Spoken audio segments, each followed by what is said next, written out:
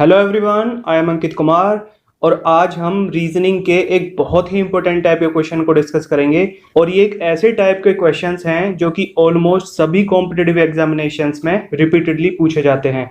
और आज हम जो भी क्वेश्चंस देखेंगे ये सभी क्वेश्चंस एग्जामिनेशंस में आ चुके हैं और ये बार बार पूछे जाते हैं। और देखिए, ये एक ऐसा क्वेश्चन है कि जब हम इसको सोल्व करते हैं ये टाइम भी बहुत ज़्यादा ले लेता है और उसके बावजूद भी जो इसमें सभी पॉसिबिलिटीज बनती हैं हम उसमें से 20 to 40% पॉसिबिलिटीज को मिस कर देते हैं क्योंकि हमारे वो माइंड में आती ही नहीं है।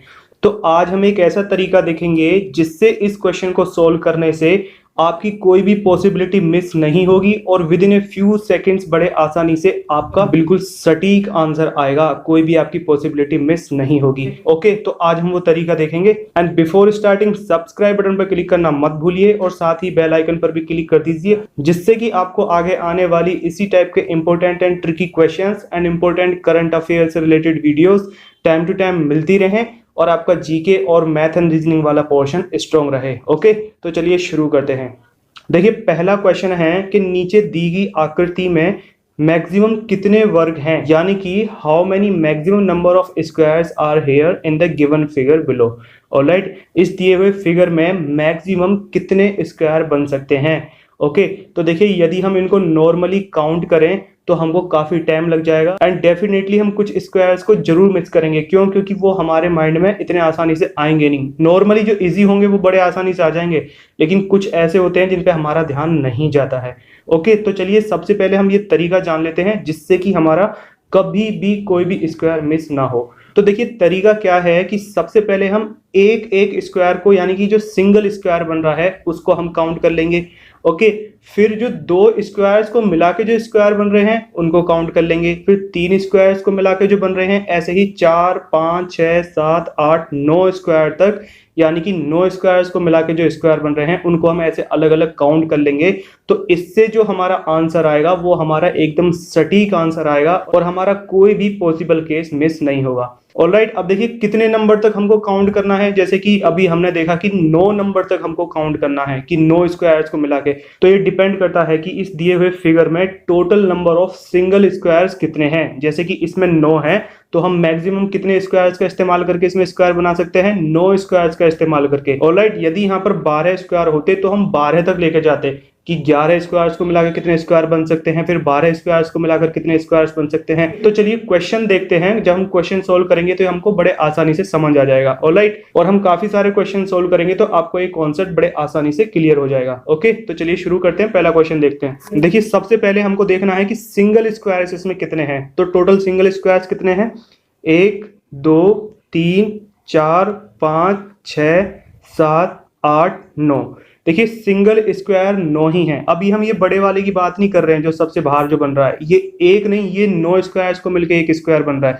अभी हम बात कर रहे हैं केवल एक स्क्वायर की। ठीक है, तो एक स्क्वायर से कितने स्क्वायर बन रहे हैं? 9। ओके, अब हम देखेंगे कि दो स्क्वायर्स को मिला के कितने स्क्वायर बन रहे हैं। ऑलराइट, तो अब देखिए यदि हम दो स्क्वायर्स को मिलाएं तो ये स्क्वायर नहीं, एक रेक्टेंगल यानी कि एक आयत बन जाता है। ओके, कहीं पे भी हम कोई से भी दो स्क्वायर्स को मिला के देख लें, इनको देख लें या इनको आपस में मिला के देख लें, ये एक स्क्वायर नहीं बनता है, ये एक रेक्टेंगल बन जाता है। स्क्वायर में चारों साइड्स इक्वल होती हैं और रेक्टेंगल में आमने सामने की दो लाइंस इक्वल होती हैं और बाकी की दो आमने सामने की लाइंस इक्वल होती हैं, लेकिन चारों इक्वल नहीं होती हैं। ऑलराइट, तो देखिए दो स्क्वायर्स को मिला के कोई भी स्क्वायर इस आकृति में, इस गिवन फिगर में नहीं बनेगा। तो दो स्क्वायर्स को मिलाकर कितने स्क्वायर्स बने? 0। अब हम देखेंगे कि तीन स्क्वायर्स को मिलाकर कितने स्क्वायर्स बन रहे हैं। तो देखिए यदि हम किन्हीं भी तीन स्क्वायर्स को मिलाएं तो ये स्क्वायर बनेगा ही नहीं, ये एक रेक्टेंगल बनेगा, जैसा कि हमने दो स्क्वायर्स वाले केस में अभी डिस्कस किया है। ऑलराइट, तो देखो किन्हीं भी आप तीन स्क्वायर्स को मिलाएंगे तो ये स्क्वायर बनेगा ही नहीं। ऑलराइट, तो सेम हियर, तीन स्क्वायर्स को मिला के कितने स्क्वायर्स बनेंगे? 0, कोई स्क्वायर नहीं बनेगा। ओके, अब हम देखते हैं कि चार स्क्वायर्स को मिला के कितने स्क्वायर्स बन सकते हैं। ऑलराइट, तो देखिए चार स्क्वायर्स को मिला के स्क्वायर्स बनेंगे इसमें। तो देखिए एक तो ये बनेगा, इन चार स्क्वायर्स को मिला दें तो एक स्क्वायर तो ये बनेगा। फिर यदि हम इन चार स्क्वायर्स को मिला दें तो एक स्क्वायर ये बनेगा। और यदि हम इन चार स्क्वायर्स को मिलाएं तो एक स्क्वायर ये बनेगा। और यदि हम इन चार स्क्वायर्स को मिलाएं तो एक स्क्वायर ये बनेगा। इसके अलावा चार स्क्वायर्स को मिला के कोई भी स्क्वायर नहीं बन रहा है। ऑलराइट, तो यानी कि चार स्क्वायर्स को मिला के टोटल कितने स्क्वायर्स बने? 4। अब हम देखेंगे कि 5 स्क्वायर्स को मिलाकर कितने स्क्वायर्स बन रहे हैं। ओके, तो देखिए हम कोई भी 5 स्क्वायर्स को कंसीडर करें, माना इन 5 स्क्वायर्स को कंसीडर करते हैं, तो इन 5 स्क्वायर्स को मिला के कोई स्क्वायर बन सकता है क्या? नहीं बनेगा। आप किन्हीं भी 5 स्क्वायर्स को कंसीडर करेंगे तो कभी स्क्वायर नहीं बनेगा, ना स्क्वायर बनेगा ना रेक्टेंगल बनेगा। ऑलराइट, तो यानी कि 5 स्क्वायर से मिलकर कितने स्क्वायर्स बनेंगे? 0, कोई स्क्वायर नहीं बनेगा। अब देखते हैं कि 6 स्क्वायर्स को मिलाकर कितने स्क्वायर्स बनेंगे। तो देखिए किन्हीं भी 6 स्क्वायर्स को कंसीडर करके देखिए, माना इन 6 स्क्वायर्स को यदि हम कंसीडर करें तो ये क्या बन रहा है? ये स्क्वायर बन रहा है क्या? नहीं, ये एक रेक्टेंगल बन रहा है। ओके, और कोई हम 6 स्क्वायर्स कंसीडर करके देखें तो यदि हम इनको कंसीडर करें तो इससे कोई स्क्वायर बन रहा है क्या? नहीं बनेगा। तो यानी कि 6 स्क्वायर्स को मिला के कभी भी स्क्वायर नहीं बनेगा, एक रेक्टेंगल बनेगा। तो 6 स्क्वायर्स का इस्तेमाल करके कितने स्क्वायर्स बनेंगे? 0। अब चलिए देखते हैं कि 7 स्क्वायर्स का इस्तेमाल करके कितने स्क्वायर्स बन सकते हैं। तो इनमें से कोई 7 स्क्वायर्स आप कंसीडर कीजिए, माना कि ये 7 स्क्वायर हम कंसीडर करते हैं, तो इससे कोई स्क्वायर बन रहा है क्या? नहीं, ना तो इससे कोई रेक्टेंगल बनेगा ना ही इससे कोई स्क्वायर बनेगा। ऑलराइट, तो 7 स्क्वायर्स का इस्तेमाल करके कितने स्क्वायर बनेंगे? 0। ओके, अब देखते हैं कि 8 स्क्वायर्स का इस्तेमाल करके कितने स्क्वायर्स बनेंगे। अब देखिए यहाँ पे हम 7 स्क्वायर्स को कंसीडर कर रहे थे, यदि हम इसमें एक और ऐड कर दें, इसको भी शामिल कर लें, तो क्या इससे स्क्वायर बनेगा क्या? नहीं बनेगा, ना इससे स्क्वायर बनेगा ना ही इससे रेक्टेंगल बनेगा। ऑलराइट, तो 8 स्क्वायर्स का इस्तेमाल करके कितने स्क्वायर्स बनेंगे? 0।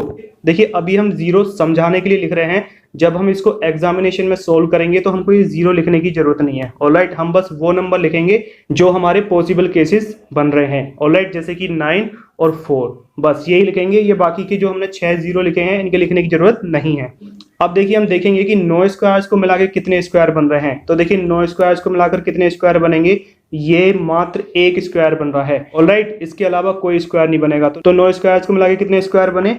1। ओके, अब देखिए 9 से ऊपर हम नहीं जाएंगे, क्यों? क्योंकि इसमें मैक्सिमम नंबर ऑफ स्क्वायर्स 9 ही है, इससे ज्यादा नहीं है। यदि 10 होते तो हम 10 को भी इंक्लूड करते, 10 स्क्वायर्स को मिला के कितने स्क्वायर्स बन सकते हैं उस केस को भी हम इंक्लूड करते। ऑलराइट, लेकिन अभी यहाँ पर maximum number of squares is 9, तो हम 9 तक ही इसको कैलकुलेट करेंगे। ऑलराइट, तो देखिए इस तरीके से हमने सभी पॉसिबल केसेस को देख लिया है। अब बस हम इनको ऐड कर लेंगे तो हमारा आंसर आ जाएगा। तो देखिए 9 + 4 क्या होगा? 13, और 13 + 1 क्या होगा? 14। तो हमारा आंसर क्या आना चाहिए? 14। ऑप्शन में देखिए कौन सा ऑप्शन है? Third option. तो यानी कि इस दिए हुए फिगर में मैक्सिमम 14 स्क्वायर्स बन सकते हैं। ऑलराइट, तो आई होप आपको ये तरीका समझ आया होगा। देखिए अभी समझाने में इसको टाइम लग रहा है, जब हम इस पर प्रैक्टिस कर लेंगे और क्वेश्चंस को जब एग्जामिनेशंस में सॉल्व करेंगे तो with in a few seconds बड़े आसानी से आपका बड़ा क्लियरली, बिना ज्यादा दिमाग लगाए और ज्यादा टाइम स्पेंड किए, आपका बड़े आसानी से आंसर आ जाएगा। ओके, अब देखिए इस क्वेश्चन को देखते हैं। इस क्वेश्चन में पूछ रहा है कि इस दिए हुए फिगर में कितने आयत यानी कि रेक्टेंगल्स बनेंगे। अब इसमें स्क्वायर्स नहीं पूछ रहा है। ऑलराइट, तो देखिए सेम तरीका हम इसमें फॉलो करेंगे और हमारा बड़े आसानी से with in a few seconds हमारा आंसर आ जाएगा। तो देखिए इसमें टोटल नंबर ऑफ रेक्टेंगल्स कितने हैं?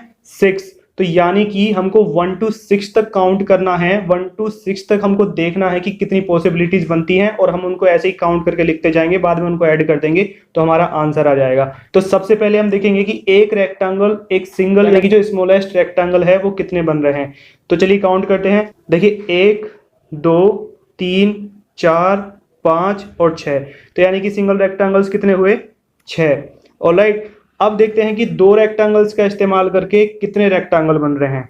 तो देखिए एक ये हो गया, दूसरा ये हो गया, तीसरा ये हो गया, और चौथा ये हो गया, और पांचवा ये हो गया। ऑलराइट, तो टोटल कितने रेक्टेंगल्स बनते हैं? इसके अलावा कोई रेक्टेंगल बन रहा है क्या? नहीं बन रहा है। जितनी भी पॉसिबिलिटीज हैं हमने सभी को कंसीडर कर लिया है। तो टोटल 2 रेक्टेंगल्स को इस्तेमाल करके कितने रेक्टेंगल्स बन सकते हैं? 5। ओके, अब हम देखेंगे कि 3 रेक्टेंगल्स का इस्तेमाल करके कितने रेक्टेंगल्स बन सकते हैं। तो देखिए यहाँ पर तो 3 रेक्टेंगल्स का इस्तेमाल करके कोई रेक्टेंगल बनेगा नहीं। क्यों? क्योंकि रेक्टेंगल बनने के लिए यहाँ पर इस लाइन में या इधर कोई रेक्टेंगल होना चाहिए, जो कि है नहीं। तो यहाँ पर तो हम मैक्सिमम 2 रेक्टेंगल्स का इस्तेमाल करके ही बना सकते हैं।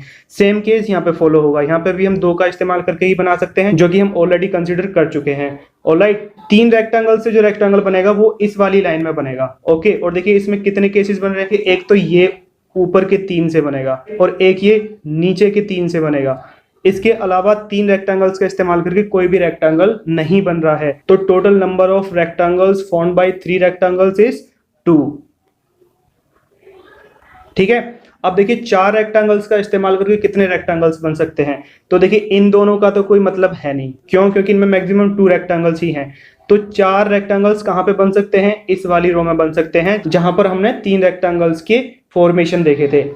ऑलराइट, तो देखिए 4 रेक्टेंगल्स का इस्तेमाल करके कितने रेक्टेंगल बन रहे हैं यहाँ पे? ये एकमात्र यही बन रहा है। तो टोटल नंबर ऑफ रेक्टेंगल्स कितने होंगे? 1। तो हम यहाँ पर 1 लिख लेंगे। अब देखेंगे कि 5 रेक्टेंगल्स का इस्तेमाल करके कितने रेक्टेंगल बन रहे हैं। तो देखिए 5 रेक्टेंगल्स का इस्तेमाल करके कोई रेक्टेंगल बन रहा है क्या? नहीं बन रहा है। हम इन पांचों को कंसीडर करें या इन पांचों को कंसीडर करें, ये रेक्टेंगल नहीं बन रहा है। ओके, अब हम देखेंगे कि 6 रेक्टेंगल्स का इस्तेमाल करके कितने रेक्टेंगल बन रहे हैं। तो देखिए यदि हम 6 को कंसीडर करें, यानी कि इन सभी को कंसीडर करेंगे, तो ये रेक्टेंगल नहीं बन रहा है। तो यानी कि 5 रेक्टेंगल्स और 6 रेक्टेंगल्स को इस्तेमाल करके कोई भी रेक्टेंगल यानी कि आयत नहीं बन रहा है। ओके, तो हमारे जो भी पॉसिबल केसेस हैं जो कि इस गिवन फिगर में रेक्टेंगल्स बनेंगे वो हमारे ये हैं, इनको हम जोड़ लेंगे। ऑलराइट, और जो हमारा सम होगा वो हमारा आंसर होगा। तो देखिए 6 और 5 क्या होगा? 11। 11 और 2 क्या होगा? 13। और 13 और 1 क्या होगा? 14। 14 देखिए किस ऑप्शन में दिया हुआ है? सेकंड में। तो ये हमारा आंसर हो जाएगा।